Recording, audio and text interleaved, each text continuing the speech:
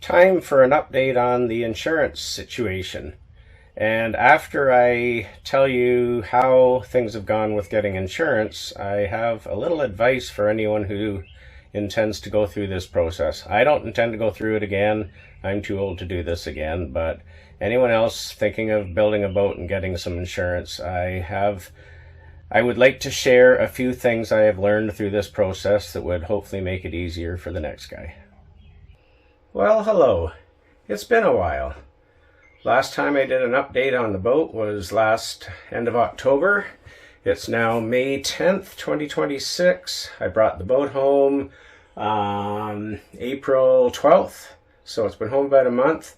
I've been working at it pretty steady, and tomorrow morning at 9:30 the marine surveyor comes back and he's going to look over all the changes and upgrades I've done. And with any luck, he'll like what I've done and we can take the next step forward to getting some insurance. Let me show you a few more things I've done this spring. Up here at the helm, it's mostly the same. You saw the upgraded electrical panels and everything down there. But this spring I got the VHF radio installed and I got the safety tether for, the kill switch installed. And a few, under the front there, labeled some wires, did a few things like that. I had to put some protection over the back of the panel so you can't contact the hot leads and such, but all that's done. And I'll show you a couple more things. I guess I can keep on rolling here. Actually, this piece of trim that never got put on before I launched, and there was a little piece here too. I got them done. And oh yes, back over here I had to open up a panel in the side of the boat here to get some new wires through. So I've got my panel in there. That's down beside the driver's seat, so it's pretty much out of sight anyway. And I have the life ring that was just thrown in the closet, so now it's on a hook. Got carbon monoxide and smoke alarm installed. And I still haven't siliconed the tub surround. Maybe in the next few days. It's getting close. Got my backsplash around the range. And oh yeah, I had to do a few labels warning about the dangers of propane stoves. And I moved this is the timer for the propane solenoid for the stove, and a label telling you kind of what its purpose is. Out back here outside, one of the things I had to do, and this one actually I knew might be an issue. I wondered if I would need to put a railing around this back deck. I really didn't want to. It just kind of in the way for a few things, but I had a feeling that would be an issue, and it was. But what he offered me as a solution, instead of having to put a railing around, was to put handholds at each corner of the boat. So I've got one here and one over there, and he said that would meet the requirements of having something to grab a hold of so you don't end up overboard when you're handling the lines or whatever. So yeah, that was good. And another thing that he just recommended would be a good idea would be a second anchor. Well, the reality is I always planned on a second anchor, and I just installed that an hour ago. So that anchor, I actually made that in welding class in high school over 50 years ago. My parents used it on their houseboat, and it was always my intention to have it as a second anchor. So after moving the water heater from where that anchor is to under the dinette seat, I decided that was a good place to stow the anchor. And then that's the bucket of anchor road from West Marine, just the way it came from the store. And I've put some little supports on the floor to keep it from sliding around, because I wouldn't want this anchor to go for a slide and slam into the side of the engine or whatever while we're in heavy seas. So yeah, so I got that taken care of too. When I received the survey last September, it had itemized all the issues that needed to be addressed, and I've gone down the pages of little and big issues, and they're all taken care of. Hopefully he likes what I've done. So yeah, looking forward to tomorrow, have him come here. I'm sure I'll get some feedback just, with him being here talking to me, and then he'll of course send me the final paperwork, and with any luck we can get some insurance and start using the boat. So I'll let you know how things go tomorrow. Well, it's the 30th of June. It's been quite a process to try to get this boat insured. I was talking on, I believe it was May 10th. At that point, the marine surveyor was coming the next day to look the boat over. He did come and look it over, and he was generally very pleased with everything. There were two very minor issues. Though the solenoid for the windlass, I hadn't put rubber cap on the positive terminals. It's bolted on the underside of the front deck, and I just never even looked up there and went, oh, that needs a cover. So yeah, it was really minor, and so he put together his report. I thought even those things he worded very nicely. He said, very unlikely anything would ever contact it, blah, blah, blah. So yeah, sent me his report 2 or 3 days later. I submitted that to the insurance, thinking they'll look it over and go, oh great, everything's fixed. Here, we'll give you some insurance. And I don't know, a week later maybe, I got another email from the insurance broker, and they said that the underwriters want pictures of receipts and of the work done to show that you have addressed the issues. And I said to her, well, isn't the $700 that I paid to have the surveyor come back, which they did say right in their initial thing, do the work and then have the surveyor come back, wasn't that supposed to be, take care of that? And she's, well, yeah, I agree. However, that's what they're asking for.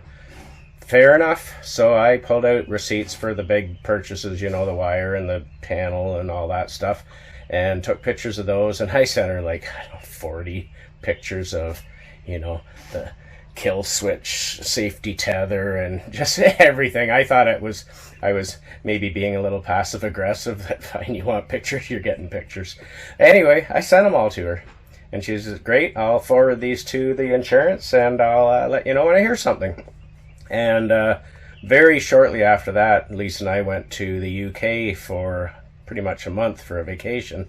And so I just let it ride, wait until I hear from her. Well, we're over in the UK for a couple of weeks, and I haven't heard anything. So I don't know at this point whether that's 3 weeks since I last heard from her. So I sent an email and said, any word?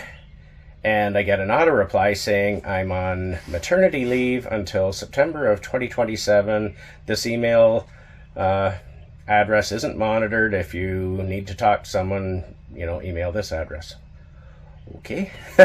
So I emailed that address, and the next day a guy got back to me and said, yeah, I'm handling all her files, and I will contact the underwriter and find out where things are at.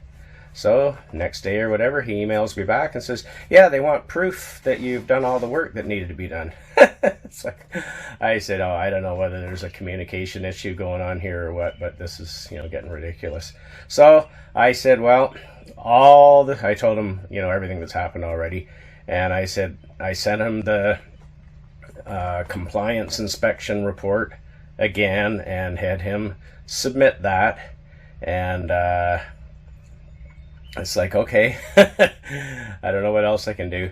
So yeah, then about a week later, I emailed him again and said, I don't want to be a pest, but any word? And he says, oh, don't worry, you're no bother at all. And he says, yeah, I'll check with them and get back to you. And my arm was getting a little tired there. I had to take a break. So yeah, he said he'd get back to me. And this was happening maybe a week before we were coming home. So we got home a week ago yesterday, and still no word on anything. And it's well, I want to get this boat in the water. It's summer's here. This is the time to be using it. And so I, started washing it and stuff because it's been sitting getting gross for the last 3 months.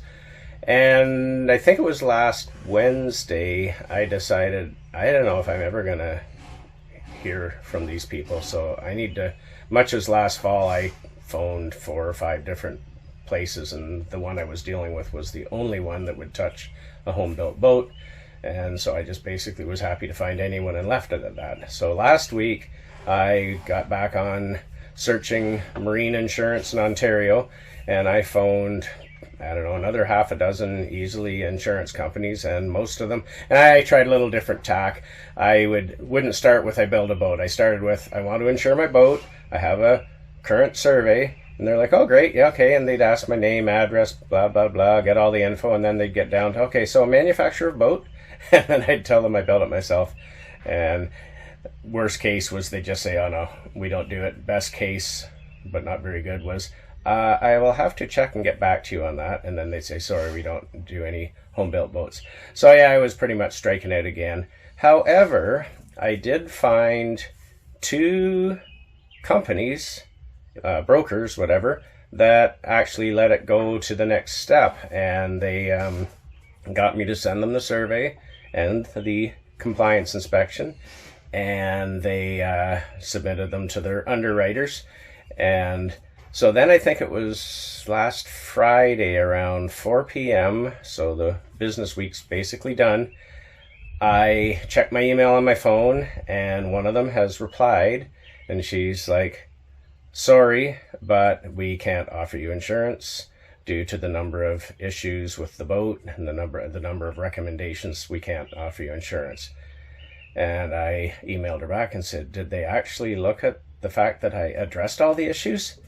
And she said, yes, they did, and we can't offer you insurance. Okay, now I'm really disappointed. Like, this is really going nowhere. And then I noticed the email that came just before her is the guy I've been talking to the whole time. And he says, please see attached quote. They're actually offering me insurance on the boat. Finally. And so then I read the quote, and it was for all I ever wanted on this is liability insurance. If I damage somebody else's boat, somebody gets hurt, whatever, I don't want to get sued for a couple $1 million or whatever. So I want liability insurance. As far as actually, insuring the boat itself, that doesn't bankrupt us or whatever. If we had the boat destroyed, we'd carry on and we'd just be without a boat. But you get sued for millions. That's a problem. So so he gave me a quote for complete insurance for the boat, all the stuff if the boat gets damaged, if the outdrive, if you hit bottom, whatever, everything was covered. And with sales tax, it was just over $4,000 a year. And it's like, ouch, that's a lot of money. However, I need insurance. So I guess if that's the price it is, that's the price it is. Well, then Monday morning, because it was the end of the day Friday, Monday morning I phoned them and said, I want to go ahead with this. And I said, is it a possibility to only do liability and not, full coverage for replacement and everything else? Oh yeah, absolutely. And it'd be around $450. Okay, now we're talking. So in the end, that's what I did. I signed on with them. And it actually ended up being $405 plus sales tax, so like $430 something.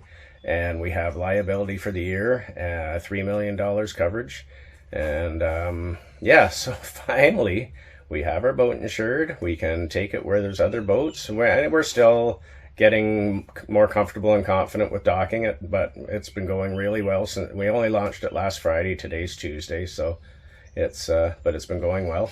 And so we can actually use our boat now. So, woohoo! Glad to hear that. So what did I learn in all this? I think you could call it ordeal.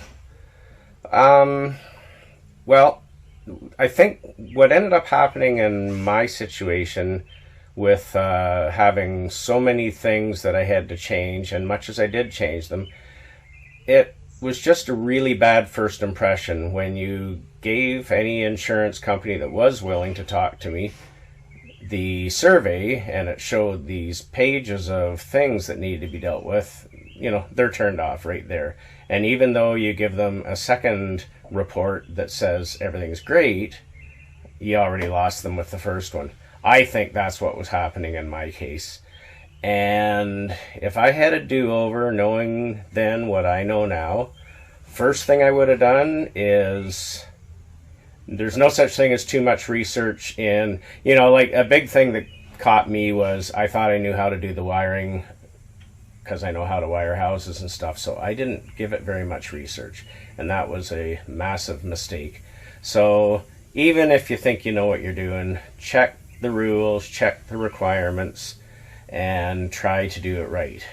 The next thing I would say is probably the better way to do it. When I called the surveyor originally and asked him to come and do a survey so I can get insurance, he said for some people building their own boat, what he does is he comes and looks at it, not a full-fledged survey, he just kind of gives it a look over and tells them things they should address before he does a survey.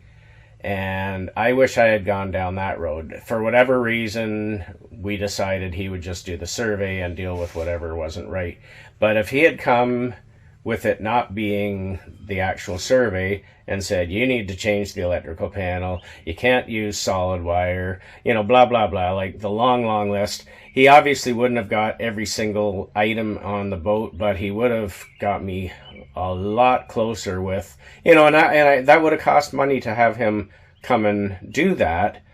But A, if it lets you in the end get insurance, I guess it's money well spent. B, I had to pay him to come back a second time anyway. Maybe if it was a thorough enough recommendations and me doing it right, maybe the survey would have been good enough that I wouldn't have had to come back anyway, so I wouldn't have even spent any more money, and it would have given me a much better first impression with insurance underwriters, because it would be a survey that had very few recommendations on it instead of pages of them. So yeah, that's what I would do if I was doing it over. One other positive in this process was, much as I had the one company tell me they wouldn't insure it, and then the other one did, but it took a god-awful long time to get that answer.